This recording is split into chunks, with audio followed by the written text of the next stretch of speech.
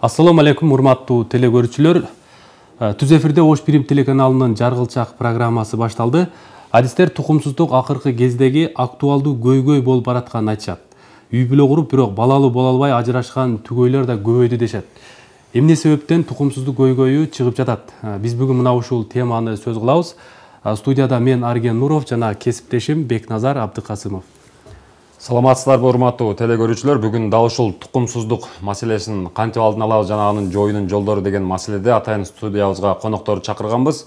Алар дарыгер, уролог, андролог Абдырашид Акымбеков жана ошондой эле гинеколог Ташиева Гүлбар эжеке. Коноктор куш келипсиздер. Урматтуу телекөрүүчүлөр, азыр бизде ушул көрсөтүүнүн башында ушул биздин темага байланыштуу видео сюжет бар, ушуну көрүп алып анан талкуубузду баштайбыз.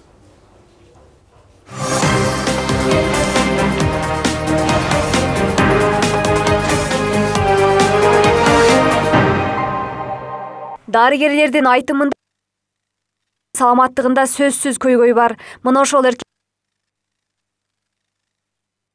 калганы өзү менен өзү алек. Балким ошол дарыгерге баргысы келбеген эркектер өздөрүнүн саламаттыгын мыкты караса, орто жашаган 64 жашы дагы да узармак. Айтымдарында тукумсуздук маселесине келгенде дарыгерге аялдар гана кайрылышып, эркектер көңүл кош мамиле кылышат. Өзүңүздөргө маалымында эркектер арасында мындай медицинада жалпы эле бизде аларды бир багыттуу кароо, же болбосо бир даректүү кароо кичине артта келип атат. Бул биринчиден, экинчиден эркектердин өздөрүнүн саламаттыгына кайдыга караганда, аялдарга караганда эркектерде өтө төмөн болуп эсептелип атат. Көпчүлүк жаш өтүп калган эркектер өзүнүн саламаттыгын коргоонча биздин мекемелерге кайрылгандан уялышат дагы. Анын көптөрү ушу баягы жаш өтүп калгандар ойлойт да, ушу бул ушу баягы карылыкта жаш өтүп калды да ушу белги болуп атат да деген. Бул чындыгында туура эмес болду. Себеби туура улам барган сайын организмде өзгөрүү болот. Бирок ошону улам бир калыпка салбасак да бир аракет жасасак, менин оюмча, ушулардын мисалы үчүн статистика боюнча азыр ар бир экинчи эркекте репродуктивдик саламаттык боюнча кичине кандайдыр бир сөзсүз бир көйгөй бар. Тукумсуздук учурда коомдук көйгөйгө айланганын дарыгерлер кулак кагыш кылышууда. Адистер белгилегендей, республика боюнча 14-17 жаштагы кыздардын арасында бойдон алдыруу боюнча 1700 учур катталган. Аларга коомчулук, ата-эне, мектептен түшүндүрүү иш-аракети солгун жүрүп жатат. Эгер бул жараян улана берсе, келечекте тукумсуздук көйгөйү күн тартибине чыгат. Оштогу облустук адам репродукция борборуна балалуу болууну каалагандар көп келишет. Мунун өзү өлкө аймагында тукумсуздук көйгөйү бар экенинен кабар берет. Анан бул жерге келген пациенттердин көпчүлүгү ушул балалуу болбой аткандар, балалуу болбой аткан үй бүлөлөр келишет бизге. Бул жерде өтө жогорку деңгээлде кызмат көрсөтүлүп, алардын көпчүлүгү жакшы дарыланып кетип атышат, балалуу болуп атышат. Тукумулоо ар бир тирүү жандын башкы максаты. Балалуу болбой калуу улут үчүн чоң трагедия. Адистер белгилегендей, адам саламаттыгын кароо үчүн тамак ашына, колдонгон буюмдарына чейин жакшылап көңүл бурушу керек. Тукумсуздуктун алдын алуу боюнча дарыгерлер өзгөчө мектеп курагындагы, жогорку окуу жайлардагы жаштарга кеңири кеп кеңеш керек дешет. Алдын алуу иш-чаралары боюнча өзүбүздүн иш планыбыз бар. Бул жумуш план боюнча биз мектептерге барып, студенттерге барып, жогорку билим берүү жайларына барып туруп, өзүбүздүн тема боюнча ушул жыныстык жак менен жугуучу оорулар, простатит оорусу, эркектердин тукумсуздугу, ошол темалар боюнча биз ушу тегерек столдорду өткөзөбүз, анан лекцияларды окуйбуз. Бизге ушулардан келип көп өтө суроолор көп болот. Студенттерге, айрыкча мектеп окуучуларына 11-10 класстарда түшүнүк иштерини, алдын алуу иштерине өтө көп алып барабыз. Борбор өкүлдөрү билдиргендей, коомдо тукумсуздук тууралуу маалымат аз. Бирок буга карабай дарыгер, урологдор айылдарга чейин барып түшүндүрүү иштерин жасап жатышат. Бөйөкмөт уюмдарынын колдоосу менен үй бүлөнү туура пландаштыруу тууралуу маалымат баракчалары таратылып жатат. Сымбат Абдакимова, Арген Нуров, жаргылчак программасы.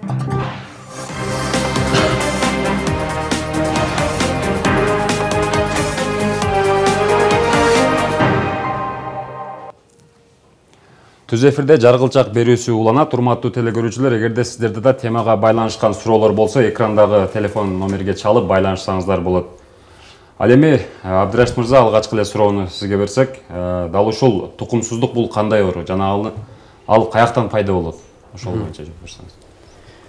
Жанагы сюжетке мен улуу айтайын. Түштүк регион боюнча бирден бир ушул тукумсуздукту кароочу борбор, ушул биздин борбор, адам репродукциясы борбору 2015 жылды декабрдан бери ушундай аталып калды.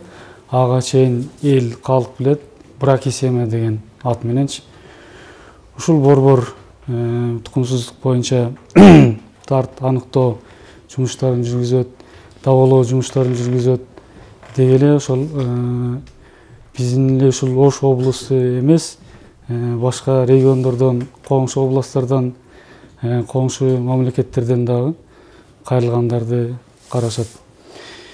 Негизинен айтып өтсөм, тукумсуздук бул кайдан жаралат, эмне себептен? Мына Кудай Алла Таала адамды эң касиеттүү кылып жаратса, анын дагы центральный нервный система деп коет, баш мээсинде ушундай өтө көп функция менен жаратат. Эгерде ошол адамдын тулку боюнун, организмдин бүт системдери жакшы так иштесе, ал системдер мисалы баш мээ системасы, көз системи, жыт система, даам система, өпкө жүрөк система, эндокриндик система жана ушинтип кете берет. Ошол системдердин баары так даана иштесе, ошого жараша анан ошол адамдан таза тукум улансын, таза бала төрөлсүн деп, анын дагы ошол багындай клеткаларын, эркектерде багы сперматозоид деп коет, ошол клеткаларын өтө жөндөмдүү, активдүү кылып чыгарат. Аялдарда болсо энелик безден чыккан жумуртка клеткасын ушундай жакшы кабыл ала турган кылып чыгарат. Эгерде жок, багы айлана чөйрөнүн таасири менен, биз жеп аткан тамак аштардын таасиринен, же болбосо багында жугуштуу оолулардын кесепеттеринен, ошол организмдеги тулку бойдогу системдердин бири экөөнү деле кичине орусча айтканда сбой болсо, кичине бир нарушение болуп атса, анда ошол адам өзү ошол сбой болуп аткан организмден начар тукум жаралбасын деп, оорукчан бала төрөлбөсүн деп, биринчиден ошол алардын ошол клеткаларын, урук клеткаларын активдүүлүгүн начарлата баштайт. Мисалы, эркектердин багындай сперматозоид деп коет, ошол сперматозоиддердин жөндөмдүүлүгүн, активдүүлүгүн начарлатып салат. Аялдарда болсо, бага жумуртка клетканын кабыл алуусун начарлатып салат. Ошонун негизинен тукумсуздук жаралат. Биздин статистиканы айтып өтсөм, биздин борборго кайрылган тукумсуздуктар жылдан жылга көбөйүп баратат. Мындан 10 жыл мурда тукумсуздук, мисалы эркектер боюнча айтканда, тукумсуздук боюнча бир 45% кайрылган болсо, азыр ошол пайыз 61-7% жетти. Бул ошол күндөн күнгө, жылдан жылга өсүп баратат. Дагы тактап айтканда, биздин мына 9 айлык статистикалык отчетубуз боюнча айтканда, аялдар 726 аял биздин борборго, Ош облусу боюнча кайрылды, тукумсуздук боюнча. Эркектер болсо 765 эркек кайрылды тукумсуздук боюнча. Бул статистика дагы тактап отурат. Аялдарга караганда салыштырмалуу эркектердин тукумсуздугу көп. Бирок эркектер өздөрүнө эч багындай күнөө койбойт, күнөөмсүрөбөйт, эч качан мындай ден соолугу таза болсо, бүт органдары иштеп турса, анан багындай объем урук клеткалары чыгып турса эле, мен тазамын дейт да, күнөөнүн баардыгын аялдарга коюп коет. Чын-чынына келгенде андай эмес. Биздин борбордо текшерүүлөрдөн жүргүзүп дагы тактап алганда, ошол 100 үй бүлө кайрылса, анын 64%-ында эркектер күнөө болуп чыгат. Биздин эле статистика.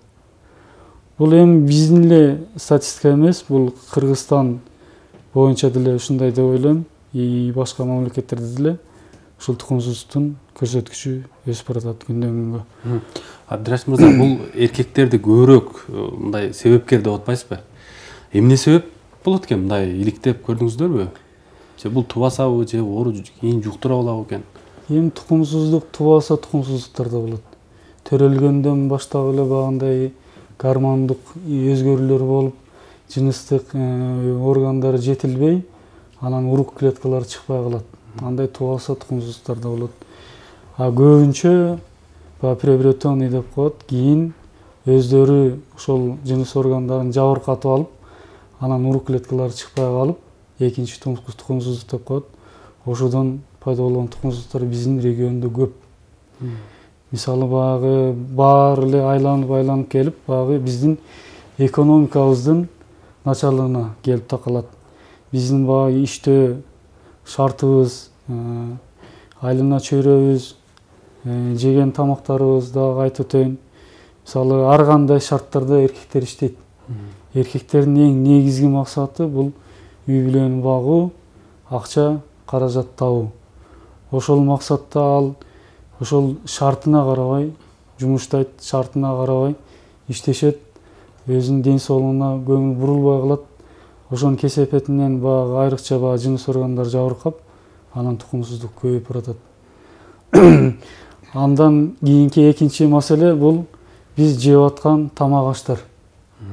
Биз мурда баягы тамак аштарды өзүбүз ушул жерде өстүрүп, өзүнүн мамлекетибизде анан таза продукталар чыкчу. Азыр эми баарына эле белгилүү, башка жактардан келген тамак аштар өтө көп.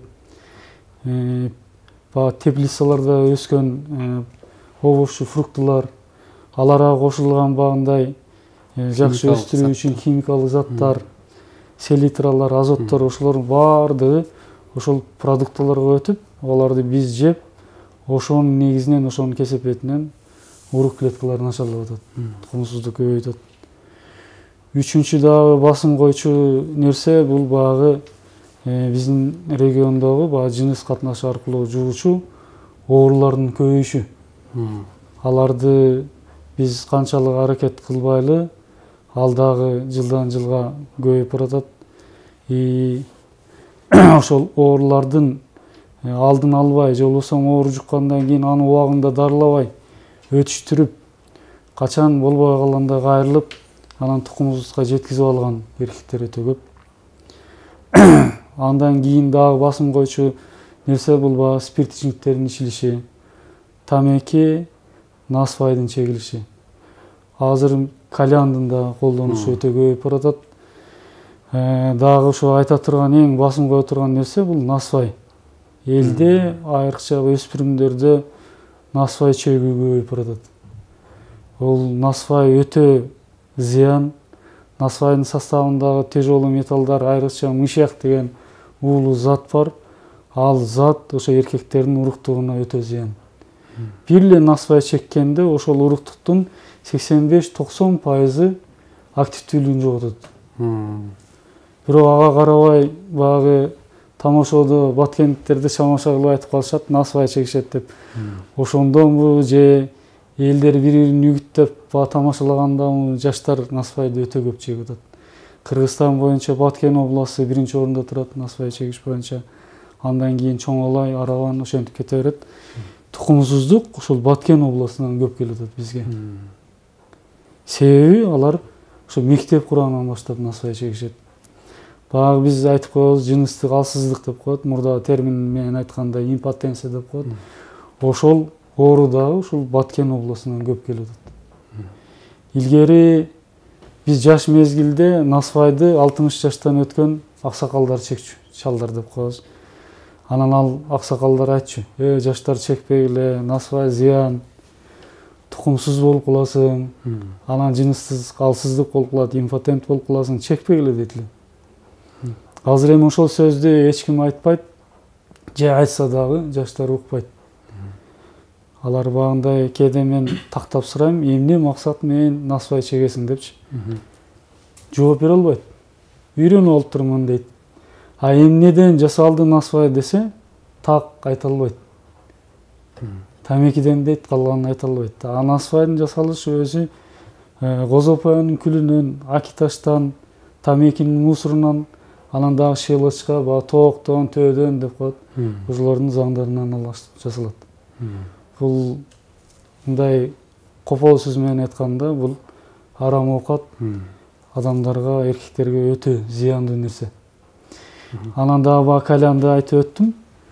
Ошо жакында эле Бишкектин бир кафесинде жаңы ресторан, кафе ачып, ошол администратордон журналисттер интервью алып атат.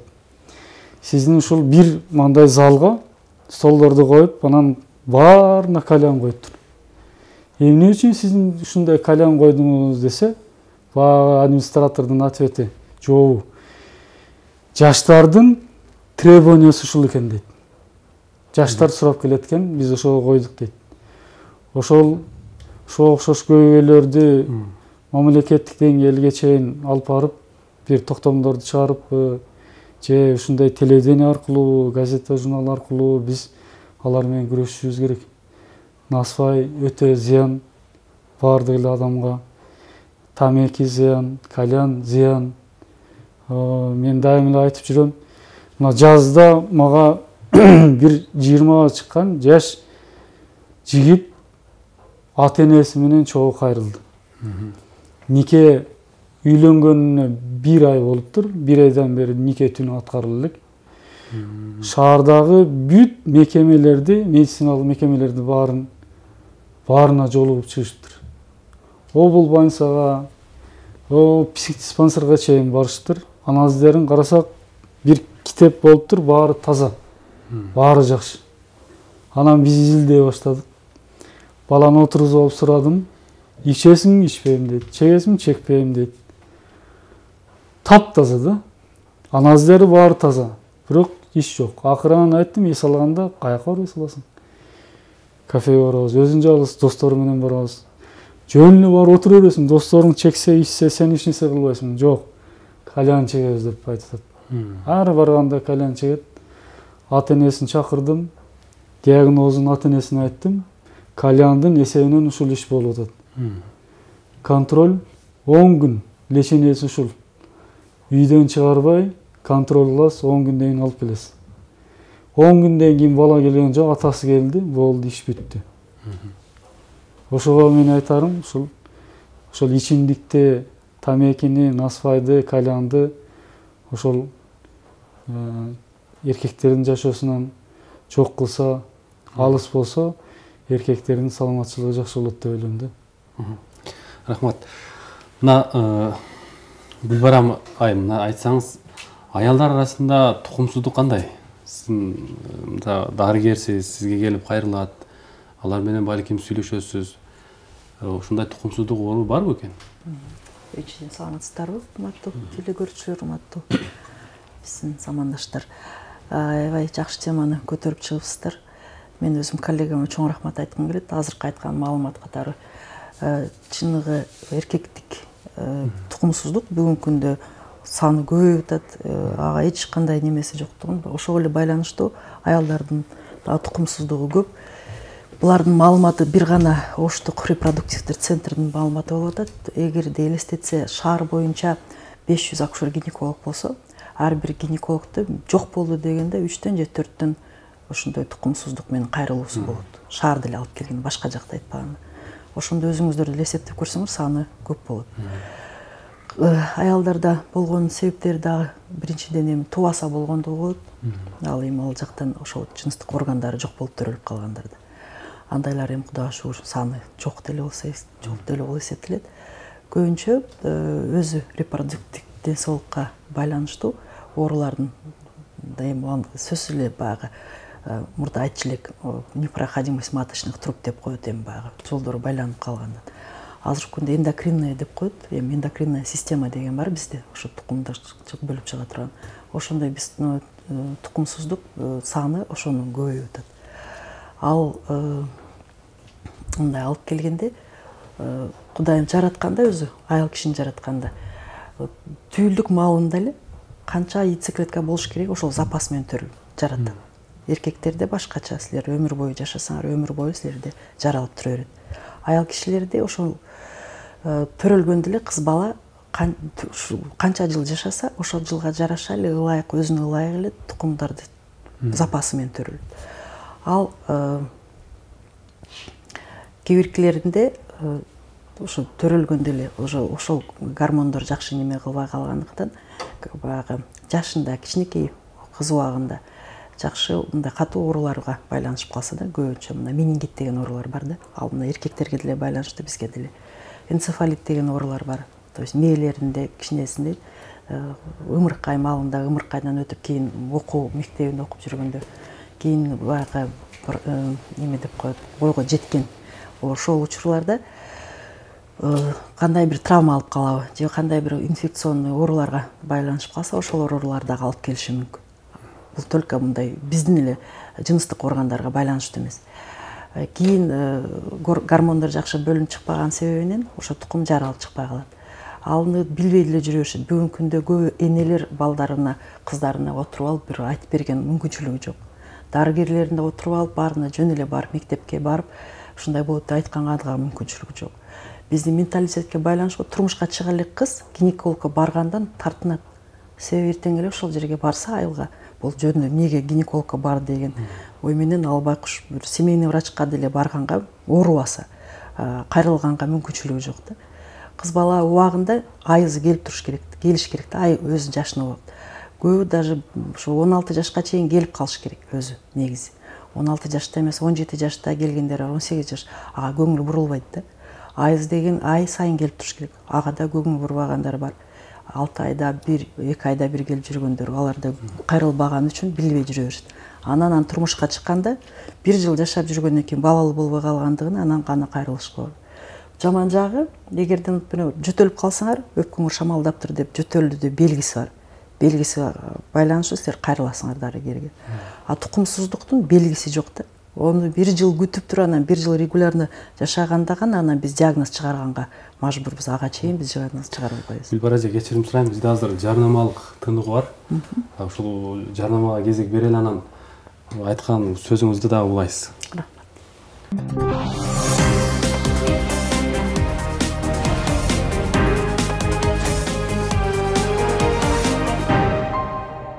Телекөрүүчүлөр, биз бүгүн Жаргылчактын түз эфиринде тукумсуздук жөнүндө сөз кылып жатабыз.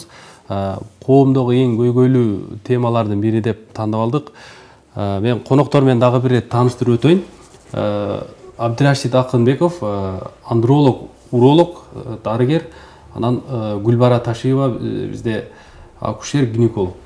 Гүлбара эже, мына бизде ушул тукумсуздуктун пайда болушу, келип чыгышы жөнүндө сөз болгондо эле, мисалы жашынан баштап биз ийни карындаштарыбызга жыныстык тарбия дегенди берилбейт экен да.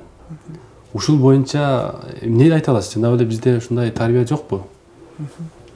Жакшы суроо. Биринчиден жыныстык тарбия жыныстык деген сөз өзү эле бир жака башкача угулат да. Башкача угулган себебинен былтыркы жылы закон чыккан. Закон о репродуктивных правах дегенчи. Ошонун закону чыгарыш үчүн дагы депутаттарга барып деле мындай айтканда ушу жыныстык деген сөз киришип, сексуальное половое развитие деген сөз болуп эсептелет. Ошо слово сексуальный деген секс деген сөз бар экен деп да көп нерсеге көңүл бурулган эмес да. Негизи ал тарбия такыр өткөзүлгөн эмес. Себеби бардыгы балдар башка бирөөнүн, мына өзүңөр деле эстесиңер, силер деле бирөөдөн опытты башка бирөөдөн уккансыңар, атаңардан уккан эмессиңер. Бир жерде мугалимде же дарыгерден уккан эмессиңер. Ар ким бирөөдөн угуп, азыр эми тем более интернет чыккан, интернеттен маалыматтар алат. Канчалык деңгээлде ал жазылганы ал жерде да текшерүүгө мажбур болот да. Жыныстык тарбияны өзү ата-энелер маалыматтуулук болгондо, маалыматтар билип жүргөн болсо, ата-энелер өздөрү отургузуп алып айтса болмок. Бирок бүгүнкү күндө билесиздер да өзү маалыматтуулук негизи. Ал именно ошол ошо жыныстык жөнүндө болгондо аны ата-эне өзү деле билишпейт. Даже бул пример болуп атпайбы? Жөнөкөй эле апасы кызына үйрөтүп атыптыр. Айызың келип атканда бир колуңду унга салып койсоң, бир манжаңы унга салып койсоң, бир күн келет. 2 колуң салсаң 2 күн келет, 3 колуң салсаң 3 күн келет деген ошондой маалыматтар үйрөтүп жүргөндөр. Бул элде болгон. Ал абсолютно мындай туура болуп эсептелбейт да. Ошондуктан азыр көп жерде жаштар форум өткөзүлүп туруп, жаштар өздөрү кайрылып атпайбы? Бизге мектептен баштап ошо репродуктивдүү ден соолук жөнүндө бир сабак киргизилсе, ошондо биз маалыматты алып жүрсөк өзүбүзгө жакшы болот эле. Ал маалыматты билген адам берсе, мындай бир жакта окуп бир образованиясы бар болгон болсо, ошондук алып келбесе керек эле. Анан дагы деле жаңы тукумсуздукка алып келгенде биз айтып атпайбызбы, кайсы причиналары? Аборт деген бүгүн эң чоң бизде чоң проблема бар. Аборттордун саны эме көп, мындай эсептикке кирбейт. Канчасы статистикага кирбейт. Эгерде статистиканы караганда да ал цифралар бир 10 жолго көбөйтүш керек да. Себеби бардыгы келип аны жазылып кетпейт да, мындай билесиңер да бул. Биринчи кош бойлуулууну аборт кылып жасап койгон болсо, бул жерден багы чоңураак суртта жасаган болсо, почти 100% ал тукумсуз калып келиши мүмкүн.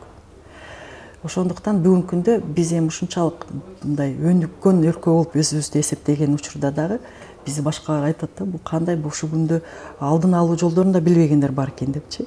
Биринчиден өзү жаштарга суроо бергенде качандан баштап жыныстык катышыңар керек дегенде ар бир мындай возраст айтып баштайт да, 20 жаштан жаш депчи. Эч бирөөдө баягы суроо неме чыкпайт. Үйлөнгөндөн баштап деген жооп болбой атат да. Бул уже айтканы, бул уже ошо үйлөнгөнгө чейин эле. Айрыкча мына коллегам дагы айтып кеткенинден бир аз ойлолду окшойт. Например, эркек балдар үйлөнгөнгө чейин опыт алабыз деп көрүшүп, көчөдөгү мындай айтып келгенде коммерческий неме колдонгон немелерге барышат. Ошол жактан анан жугуш дооруларды жугуштуруп келишет.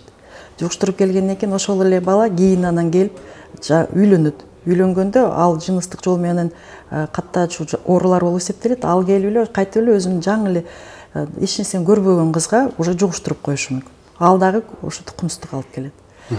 Рахмат эже, бизде азыр телегөрүүчүдөн телефон байланыш бар экен, ушул тема боюнча атайын телефон чалыптыр. Биз сизди угуп жатабыз, урматтуу телегөрүүчү. Сурооңузду бере бериңиз. Саламатчылык. Мен мындай деген суроом бар да, кальянды зыян деп айтасыңар, тукумсуздукка алып барат деп. Насыбай кандай болот? Ошону мага жооп берсеңиз. Насыбай насыбай жөнүндө айттыңызбы? Сурооңузга рахмат. Насыбай жөнүндө дагы кайталап коеюн. Насыбайдын составында өтө баандай уулуу заттар бар, тяжелый металлдар, мышьяк деген зат бар. Именно ошол мышьяк эркектердин багы урук чыга турган клеткаларын бузуп, талкалап, сперматозоид деп коет, ошо урук клеткаларынын чыгышын начарлайт, анын жөндөмдүүлүгүн начарлатып салат. Ошонун кесепетинен тукумсуздук жана башка жыныстык алсыздык болушу мүмкүн. Насыбай зыян. Бир суроо да сизге. Дал ошол тукумсуздуктун кесепеттерине мынау азыркы жаштардын көбүнчө да кийген кийимдеринин кандай таасири бар? Мисалы, биз көбүнчө эле жынса кийип жүрөбүз, көпчүлүгүбүз мындай тыккан болуш үчүн. Же болбосо кыздардын кыска кийингендиги бул тукумсуздукка алып барышы мүмкүн эмеспи? Абдан. Мен азыр биринчиден эми кийимдин кийиниши обязательно жыныс эмес. Биринчиден ар бир адам денеге кийиле турган кийимди, например, базардан алып эле жаңы деп эле кийип алып атпайбы? Анан алып канча күн жатты, канча бизге келгиче канча жерде жүрдү. Аны алып эле сатып алып базардан кийип кеткендер да бар да. Бул биринчи эң чоң туура эмес жасалгандыгы, базардан жаңы кантсе буюмду алса дагы денеге кийердин алдында бир сыйра жууш керек. Ал эми тукумсуз алып келет деп айтса неме мындай айтып непосредственно причинасы деп айтылбайт. Кийимди кийип атканда баягы эми кыска кийгенден, узун кийгенден анан эмес. Просто сезонго жараша кийиниш керек. Кышындасы жука кийип алып туруп чыккандар болбойт. Өзү айтчу эле баягы оору өзү 20 жаштан 40 жашка чейин көбүрөөк болот да мындай оорулар депчи. Неге десе 20 жаштагынын акылы жок болот деп. 30 жаштагынын 20 жашта акылы жок болот, 30 жаштагынын эри жок болот, 40 жаштагынын мээси жок болот дегендей. Ошо мындайга көңүл буруш керек, кийимден зависит этпейт ал. Даштага сиздин оюңуз? Ар бир органдын иштөө функциясы кенен болуш керек да. Мисалы, колду деле бир мындай перчатка тагып кысып алсаң, ал колуң кан айлануусу бузулуп, энергия айлануусу, нерв импульстарынын өтүшү начарлап, ошо колуң ооруй баштайт. Ошонун сарында эле өтө тар кийимдер, бул айрыкча багы жынсылар, жынсы шымдар чепейтеп кийип алган, бул ошол жыныс органдарынын өсүүсүнө алардын кан айланышына, нерв импульстарынын өтүшүнө, энергетический каналдардын айланышына өтө чоң тоскоолдуктар жаратат да, ар кандай ооруларды алып келиши мүмкүн. Ошон үчүн мүмкүн болушунча кенен шим кийиш керек, айрыкча эркектер. Баягы жынсы деп коет, белгилеп кетишет. Ал жынсы ысыкта өтө ысыкты көбөйтүп салат, а суукта өтө көп суук тартат. Ошон үчүн ал анын зыяндуулугу башка кийимдерге караганда көбүрөөк. Рахмат. Бизде дагы бир телекөрүүчү бар экен, ушул түз эфир байланышка чыкты. Биз сизди угуп жатабыз, урматтуу телекөрүүчү. Саламатсыз. Саламатчылык. Урматтуу суроом бар эле. Муну эркектин алсыздык сезиле баштады, ошону кантип көтөрүшү болот?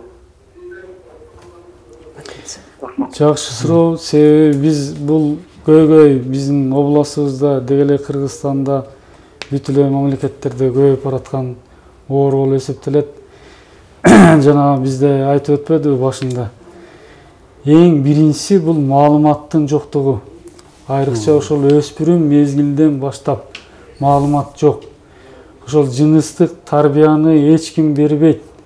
Ошол өспүрүмгө кыз болобу, бала болобу, ага тарбияны ошол ага эжеси, ата-энеси, же болбосо мектептеги мугалим, же болбосо телевидение, газета, журнал бербейт. Ал өспүрүм маалыматты кайдан алып атат? Маалыматты интернет деген баледен алып атат. А интернетте ал жерде атайын жасалган адамдарды буза турган материалдар болот. Ошодон алып туруп, анан кийин ар кандай жолдорго барып, ар кандай ооруларды жугузуп, анан жыныстык алсыздыкка кабылгандар өтө көп. Ошол темада биздин борбор, адам репродукциясы борбору мурдатан 1986 жылдан бери иштеп келет. Ошол биздин программада биз ар бир шаардагы мектептерге, орто окуу жайларга жана жогорку окуу жайларга чейин барып, бекер барып, ушул жыныстык тарбиясын жөнүндө айтып өтөбүз. Ал мектептерге, вуздарга барганда балдарды бөлөк, кыздарды бөлөк залда атайын бөлүп окутабыз. Себеби бул жыныстык тарбия экөөнү тең айтуу өтө кыйын. Ошон үчүн аялдарга гинекологторубуз барат, эжеке балдарга урологтор айтылат. Ал темалар кайсы? Ошол жыныс органдардын түзүлүшү, алардын анатомиясы, ошол жыныс органдардын гигиенасы, алардын кандай оорулары бар жана аларды кандай алдын алуу керек. Ошол темаларда өтүлөт. А жана суроого жооп, жыныстык алсыздыкты күчөтүү үчүн биринчиден ошол алсыздыктын себебин табыш керек. Себепсиз эч нерсе болбойт. Ал себеп балким баягы биз айткан баягы насвайдандыр, тамекидендир. Себеп балким багындай оор шартта, суукта иштегендир. Балким мурда оору жугузуп ооругандыр, же жөнөкөй эле простат менен ооругандыр. Ошол себептерди жок кылса, анан жыныстык алсыздык көтөрүлөт. Рахмат. Бизде дагы бир телекөрүүчү байланышта күтүп турат. Урматтуу телекөрүүчү, биз сизди угуп жатабыз. Сурооңузду берсеңиз болот. Алло, саламатсыздарбы? Саламатчылык. Мен төмөндөгүдөй суроом бар эле. Биз өз алдыбызча мындай тукумсуздук немени байкасак болот, кандай немелер белгилери болот? Ошол бир жооп берсеңиз жакшы болот. Рахмат. Рахмат. Тукумсуздуктун жана менин кесиптешим айтып өттү, тукумсуздуктун эч кандай белгиси болбойт. Мисалы башка оорулар, температура болуп, ооруп, же жана башка симптомдор менен кайрылган болсо, тукумсуздуктун бир гана белгиси бул 1 жыл жашап никеде, анан бала болбосо ошол белги. Ошондо гана анан дабагерлерге кайрылыш керек. Бирок тилекке каршы биздин менталитет аз ушундай болуп калды. Багы кызды күйөөгө бергенден кийин эле биринчи айда же болбосо экинчи айда эле айыз келген болсо суроо жаралат. Кайненеси боюңда болгон жокпу депчи, же болбосо багындай подушкалары, достору келип сурап калат, боюңда болгон жок депчи. Ошол суроо өзү оору болуп эсептелет. Ошол суроону бербеш керек. Бизде баягы медицинада такталган, мурда 6 ай деп айтчубуз, азыр 1 жыл жашап бала болбосо, анан кийин ошол суроолорду бериш керек. Бизде дагы бир телекөрүүчү байланышка чыкты. Урматтуу телекөрүүчү, биз сизди угуп жатабыз, сурооңузду бериңиз. Алло. Угуп атабыз. Алло, саламатсыздарбы? Саламатчылык. Мен билем деген болчумун. Баягы ашыга жеп туруп кийин силер айтып жатсаңыз го, мындай урукту өлтүрөт машыга көбүлө деп. А буну таштагандан кийин канчадан нормасына келет? Насыбай таштагандан кийин канча убакытта кайра восстановление калыбына келет? Бүгүнкү айылына чөйрө экология, бүгүнкү жеп ичкен тамак аш, бүгүнкү ошол адамдын эркектин эмоциясы, ошол бүгүнкү адамдын кыймыл аракети бүгүнкү пайда болгон урукка фундамент болот. Ал жаралган урук 80 күндөн 90 күнгө чейин жетилип, 90 күндөн кийин анан сыртка чыгат. Ошого насыбай таштагандан кийин 90 күндөн кийин 100 күнгө барып, сперматозоидтердин уруктуктун жөндөмдүүлүгү көтөрүлөт. Рахмат. Мен экөөңүздөргө тең суроо берейин деп атам, бирок кыскача жооп берсеңиздер жакшы болот эле. Азыр мына жаштар үйлөнгөндө бойго бүтүүсү боюнча айтып калдыңыз да. Бизде мындай бир мыйзамбы же бир эреже киргизсе кандай болот? Жаштар үйлөнөр алдында сөзсүз түрдө ошо акушер-гинекологдордон, сиздерден, адистерден текшерүүдөн өтүп анан үйлөнүш керек деген. Биздин борбор ушул темада иштейт. Биздин борбор 2008 жылы 873 токтомду кабыл алган. Областтык акимияттан токтом чыккан. Ошол токтомдун бир пунктунда мындай деп жазылат: ар бир жаш жубай башкошордон мурда ушул медициналык текшерүүдөн, медициналык генетикалык текшерүүлөрдөн өтүп, жок дегенде кеңеш алсын деген токтом. Ошол токтомду биз шаардык жарандык актыларды каттоо бөлүмдөрүнө, райондогу ЗАГСтарга баарына таратканбыз, бирок ал токтом иштебей атат. Ал дагы келип баягы элдин, калктын маалыматынын начарлыгынан. Эгер ошол жаш жубай келип арыз жазып ЗАГСка турган болсо, ЗАГСта иштегендер айтат: силер барып медициналык кеңеш алгыла депчи. Ал кеңеште бала урологко кайрылат, бекер консультация алат бизден. Кыз гинекологко кайрылат, бекер консультация алат. Эгерде багындай симптомдор болуп, же дагы текшерүү керек болуп, же дагы лечение керек болсо, аларды дарылап, айыктырып, анан кийин ЗАГСка багындай справкасына печать коюп, кол коюп берет, анан кийин өтөт. Биз аны зордоп 2000-жылдары, 2001 жылдарга чейин ошону элди зордоп дегенге жеткизип, атайлап иштеп көрдүк. Ошол мезгилде аябай жакшы болгон. Багы жаштардын, жаш жубайлардын билим деңгээли көтөрүлгөн. Кийин башка жерде жолукканда да алар аябай ыраазычылыктарды келтирген. Азыр андан бери 2002ден бери бул иштебей атат. Биз ошол токтомду жаңылап 2008 киргиздик. Андан кийин 2014 дагы жаңыладык, 873 токтом. Ал иштебей атат. Эгерде ошол токтом иштесе, ар бир жаш жубай башкошордон жок дегенде бир ай мурда барып кайрылып, өзүн текшерүүдөн өткөзүп, анан кийин ата, эне болсо, ал үй бүлөдө эч ден жагынан айрыкча репродукциялык саламаттык боюнча көйгөй болбойт. Мен кошуп чыгып коеюн, менин оюм боюнча токтомдун кереги жок. Мен ойлойм, ар бир ата эне баласын үйлөрдө калын топтойт, кызын берерде себин жинейт. Ошого байланыштуу эле биринчиден ден соолукту биринчи орунга коюп туруп, текшерип алышса, анан кийин ойлонуш керек болот. Калын топтосокпу, септи жасасак. Рахмат. Биздин баягы программабыз аягына келип жетти. Биздин салт боюнча сиздерге эркин микрофон берели. Ушул тема боюнча, ушу тукумсуздук боюнча пикириңиздерди айтып койсоңуздар болот элге. Элге биринчиден ден соолукчун болуш үчүн ар бир адам өзүнө ден соолугуна көңүл буруш керек башынан баштап эле. Азыр телефондо сурап атпайбы, эмне кылыш керек, кантыш керек деп. Мен дайым элдерге суроо берем да, эгерде сотовый телефонуңар бузулуп калса, эмне кылмак элеңер? Телефондо байланышып эле сурап алып эле анан өзүңөр чукулап оңдомок белеңер. Эмне үчүн өзүңөр ден соолугуңузга байланыштуу сурап алып же интернеттен карап алып эле өзүңөрдү өзүңөр дарылайсыңар. Ошончолук эми сотовый телефон может акчага келген үчүн ага көбүрөөк көңүл бурасыңар. Ден соолугуңар жөн эле келип калган үчүн ага көңүл бурбайсыңар. Ошондуктан биринчиден ар бир болгон проблема боюнча адиске, багы кыргыздар айтмакчы, койду сойсо да мен, мал сойсо да касап сойсун дегендей да адиске кайрылыш керек. Кайрылганда күтүп ошол болуп аткан учурда эмес, алдын алуу максатында ар бирине баласына көңүл буруп туруп, кызына кандай келип атат айзы, эмне болуп атат деп келип маалымат алып деле кетип турса, ага дайым медиктер даяр. Рахмат. Кыскача сиздин пикир. Ар бир ата-эне бала деп жашайт. Эгер бала бактылуу болсо, бул ата-эненин бактысы. Ошон үчүн мен жалпы ата-энелерге кайрылып өтөрүлөм. Ар бир ата-эне баласын үйлөрдөн мурда, же болбосо кызын берерден мурда ушул медициналык, генетикалык кеңештен өткөзүүсү зарыл. Эгерде биз дагы бир калом, багы мен мындай кыскача айтып өтөйүн. Ата аман, эне аман, үй бүлө аман. Эгерде ата таза болсо, эне таза болот, ошол үй бүлө таза болот. Заманыбыз тынч болсун, шайлообуз жакшы өссүн. Баардыгыңыздарга саламатчылык каалайм. Рахмат. Жаргылчак теле берүүсүнүн түз эфиринде бүгүн тукумсуздук көйгөйлөрү жана анын алдын алуу маселеси боюнча атайын сөз козгодук.